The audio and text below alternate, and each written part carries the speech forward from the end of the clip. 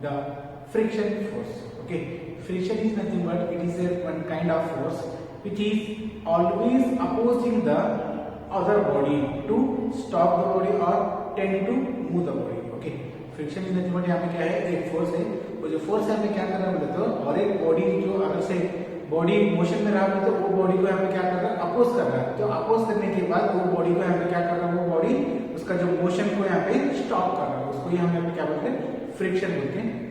Okay, थोड़ा आज यहाँ पे और थोड़ा यहाँ पे सम ऑफ द फोर्सेस है, वो जो फोर्सेस हम यहाँ पे वन बाय वन देखेंगे। Okay, first one is nothing but normal reaction. ये जो नॉर्मल रिएक्शन को हम यहाँ पे क्या बोलते हैं, कैपिटल एन से रिप्रेजेंटेशन करते हैं।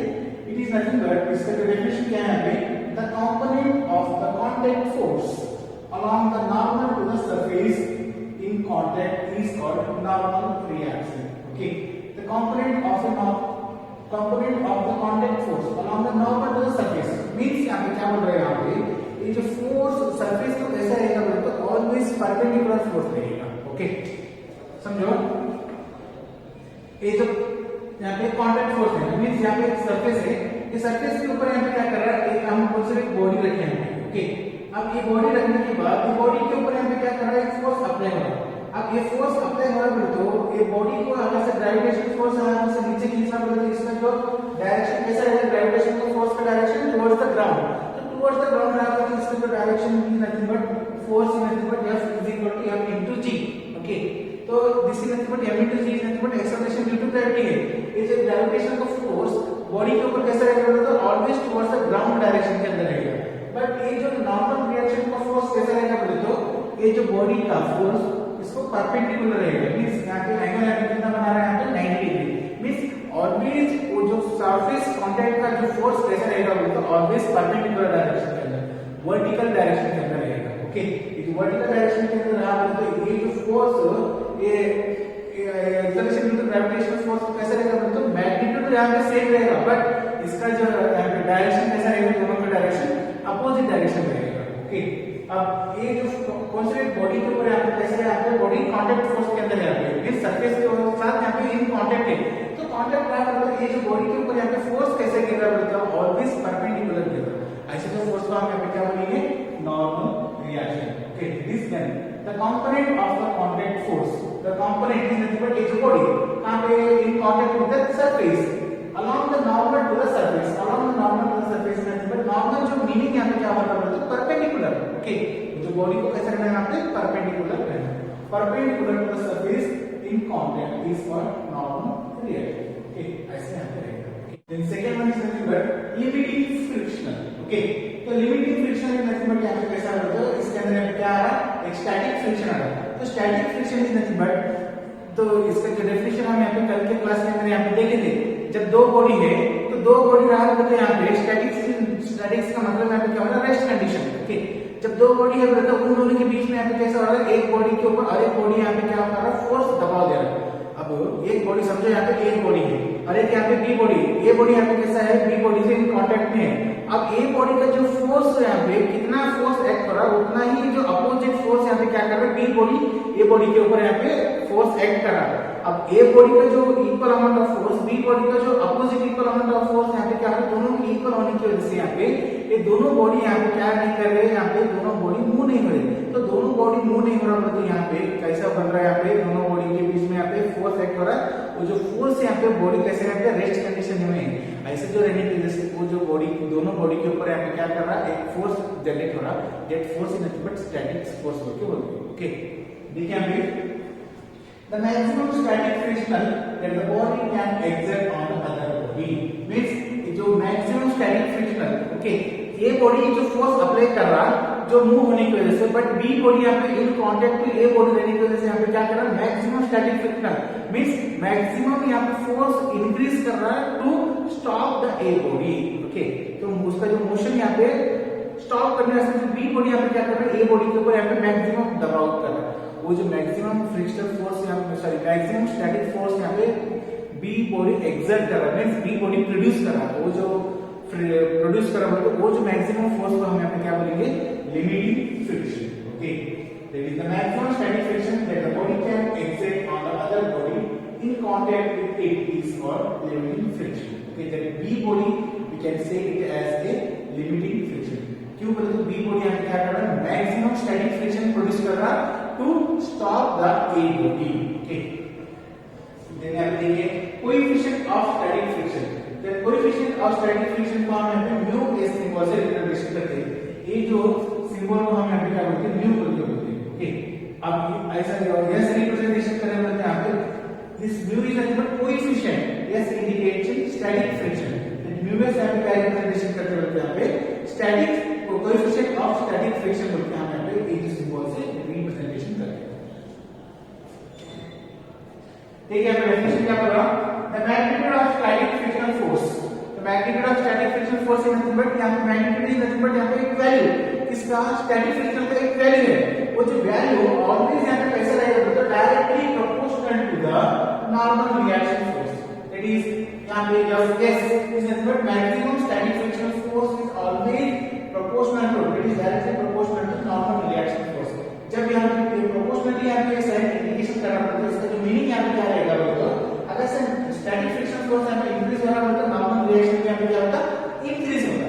अगर से static friction force maximum static friction force decrease हो रहा है तो यहाँ पे नॉर्मल रिएक्शन फोर्स में यहाँ पे कैसे रहेगा, यहाँ पे डिक्रीजिंग होता है. तो यहाँ पे एक क्वांटिटी इंक्रीज हो रहा है तो और एक क्वांटिटी इंक्रीज होगा, और एक क्वांटिटी अगर से डिक्रीज हो रहा है तो और एक क्वांटिटी यहाँ पे second quantity is also decreasing with respect to first quantity. That is us is equal to us is directly proportional to normal reaction. जो प्रोपोर्शनल निकालने का रास्ता में क्या करें, सब कांस्टेंट टर्म करें, दैट कांस्टेंट टर्म में कन्वर्ट म्यू इनटू s. ये जो म्यू s को हम यहाँ क्या बोलेंगे, यहाँ पे coefficient of static friction. That is fs is equal to mu s into n. और mu s coefficient of static friction is nothing but it is the maximum frictional force, maximum static frictional force to the normal reaction. Okay, देखिए यहाँ पे अलग से इसका जो definition यहाँ पे क्या देखिए बोलते हैं, it is the ratio of maximum static frictional force to the normal reaction force. This is called coefficient of static frictional force, and this coefficient of static frictional force is depend upon the material.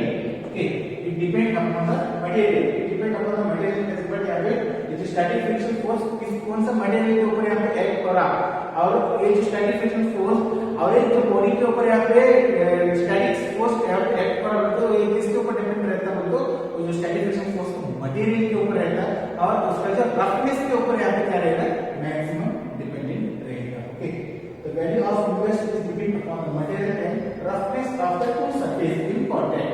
Okay, अब यहाँ पे समझो ball A है, उसी तरह यहाँ पे एक बॉल B है. एक बॉल A यहाँ पे क्या कर रहा है, मूव कर रहा है, एक बॉल B यहाँ पे क्या कर रहा है, इसको मूव होने से यहाँ पे रोक रहा है.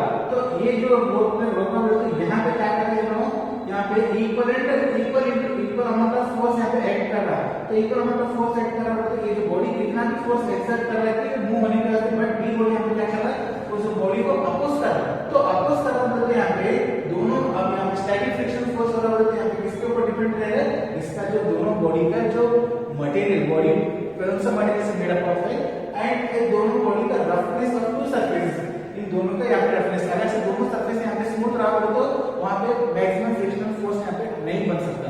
दोनों बॉडी में यहाँ पे रफ रहा तो भी मैक्सिमम फ्रिक्शनल फोर्स नहीं बनता. एक बॉडी यहाँ पे कैसे रहना चाहिए, लाइट स्मूथ रहना चाहिए, और एक बॉडी यहाँ पे मैक्सिमम रफ रहना चाहिए. तो यहाँ पे क्या कर सकते हैं, हम यहाँ पे मैक्सिमम स्टैटिक फ्रिक्शन फोर्स यहाँ पे जनरेट कर सकते हैं. ओके, जैसा स्टैटिक फ्रिक्शन का कोएफिशिएंट ऑफ स्टैटिक फ्रिक्शन था, उसी तरह यहाँ पे कोएफिशिएंट ऑफ काइनेटिक फ्रिक्शन भी रहेगा. ओके, काइनेटिक फ्रिक्शन को हम कैसे रिप्रेजेंटेशन करते हैं, with the symbol of F के सिंबल से रिप्रेजेंटेशन करते हैं. तो एफ के इज नथिंग बट यहाँ पे क्या रहेगा, K indicates kinetic, F indicates friction, that is kinetic friction. Okay, तो डेफिनेशन यहाँ पे, when the body moves over the surface of one another, then the friction between these two bodies is called kinetic friction. तो यहाँ पे क्या कर रहा है, एक बॉडी है, एक बॉडी और एक बॉडी के ऊपर यहाँ पे क्या कर रहा है, यहाँ पे मोशन के अंदर आ रहा है. ओके, एक बॉडी उसके ऊपर और एक बॉडी आके यहाँ पे क्या कर रहा है, दोनों बॉडी में भी अंडर मोशन है.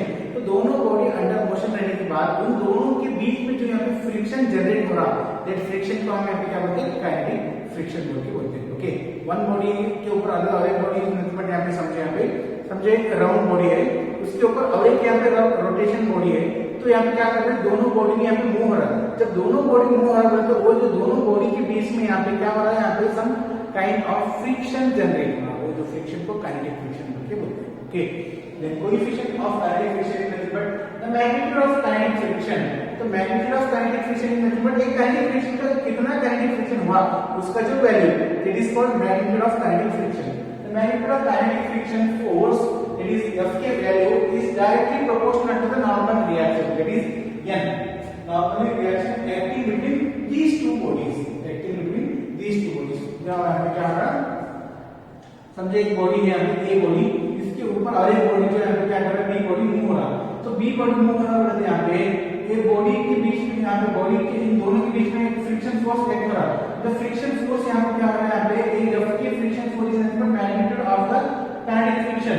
ये कैसा है, तो इसको परपेंडिकुलर, इसको ये जो नॉर्मल फोर्स, तो नॉर्मल फोर्स है यहाँ पे ए बॉडी का जो नॉर्मल फोर्स कैसा रह रहा है, बी बॉडी का सरफेस के ऊपर है। तो ए बॉडी का नॉर्मल फोर्स बी बॉडी का सरफेस के ऊपर है, तो कैसा है, डायरेक्टली प्रोपोर्शनल टू N। अब यहाँ पे ये प्रोपोर्शनल निकालने वास्ते हम यहाँ पे क्या करेंगे, F K is equal to mu K into N, where mu K यहाँ पे इंडिकेट्स यहाँ पे क्या कर रहा है, coefficient of kinetic friction representation कर रहे हैं यहाँ पे। Okay, the coefficient of kinetic friction can be written as mu K is equal to kinetic friction divided by normal reaction. It is the ratio of, देखिए it is the ratio of kinetic friction of a body to the normal reaction of the force. It is called coefficient of kinetic friction. Okay, समझो, यह एक force है, ये जो force जहाँ पे एक बॉडी के ऊपर, ए बॉडी के ऊपर यहाँ पे अप्लाई हो रहा है। ओके, तो ए बॉडी के ऊपर अप्लाई हो रहा है, यहाँ पे ये जो ए बॉडी यहाँ पे क्या कर रहा है, रोटेट कर रहा है। ये बॉडी में रोटेट कर रहा है, तो इसका भी यहाँ पे क्या रहेगा, मास रहेगा, दैट इज ऑन गया। तो moving on the surface of one other means यहाँ पे F इज नथिंग बट ये जो B है, यहाँ पे B बॉडी के ऊपर हम यहाँ पे क्या करेंगे, एक फोर्स अप्लाई करेंगे। तो B बॉडी का भी यहाँ पे क्या है, एक मास है। तो मास से यहाँ पे फोर्स अप्लाई करने के बाद B बॉडी यहाँ पे क्या कर रहा है, रोटेट कर रहा है, इसके ऊपर A बॉडी के ऊपर यहाँ पे रोटेट कर रहा है। तो A बॉडी के ऊपर रोटेट करने के बाद इन दोनों के बीच में, between A body and B body के बीच में यहाँ पे क्या कर रहा है, एक फोर्स एक्ट हो रहा है, that force is but frictional force act हो रहा है। Okay, then according to Newton second law क्या मालूम है हमारे को, F is equal to m into a मालूम है। Okay, force is equal to mass into acceleration, from acceleration चाहिए बोलते हैं यहाँ पे force divided by this mass. Okay, then force बोलते कौन सा फोर्स एक्ट हो रहा है, एक यहाँ पे नॉर्मल फोर्स जो अप्लाई कर रहे हैं, एंड यहाँ पे अदर फोर्स कौन सा क्रिएट हो रहा है, इट इज फ्रिक्शनल फोर्स यहाँ पे क्रिएट हो रहा है, divided by. Therefore, acceleration of this body is nothing but यहाँ पे कैसे रिप्रेजेंटेशन कर रहे हैं, A is equal to applied force minus kinetic generated kinetic force divided by its mass of the body. Okay. I hope आप लोगों को आज का जो क्लास के बारे में जो यहाँ पे normal reaction, limiting friction and coefficient of static force and it's definition, and उसी तरह यहाँ पे coefficient of kinetic friction and it's definition आप लोगों को इजीली अंडरस्टैंडिंग हुआ होगा, मैं उम्मीद करता हूँ। Okay, thank you very much.